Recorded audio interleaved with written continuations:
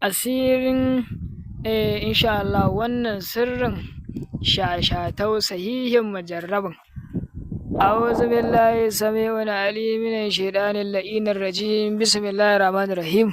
Al'ummar musulmi na faɗin duniya kamar Togo, Nigeria, Liberia, Libya, Saudi Arabia, Tanzania, Burkina Faso, Mali, South Africa da sauran ƙasashe. Assalamu alaikum wa rahmatullahi ta'ala wa barakatuhu. Al'ummar musulmi da yawa wasu na min magana akan shashatau. Ta ne za su samu shashatau sahihin mujarrabin. Insha Allah ko ka gwada wannan kayi wannan ka buga can kayi wannan amma baka samu sahihi tas to insha Allah ka gabatar da wannan sirri insha Allah domin samun sahihin sirri wanda zaka same shi tas kuma ka haɗa shi cikin sauƙi tas ba tare da samun wani matsala ba tas insha Allah sannan zai maka aikin da kake so tas insha Allah ta'ala. Lalle ka saurari wannan karatun namu da farko har ƙarshe sannan idan farkon zuwan ka ne yi mana subscribing ka yi mana share ɗin wannan sirri domin 'yan uwa musulmi na faɗin duniya su gani su amfana kamar da kai ma ka gani ka amfana tas insha Allah. To yadda ake gabatar da wannan sirrin zaka samu wannan fatan munjiriya wadda ba a daka ba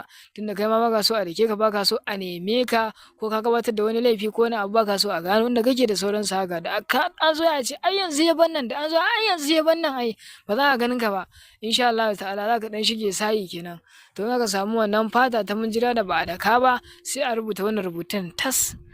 ba an rubuta shi tas sai a samu sai a laya shi a nannaɗe a laya insha Allah sai a je a ba duku ya ɗinke sai a samu kitsen me za a samu baƙin maciji sai a shafe ta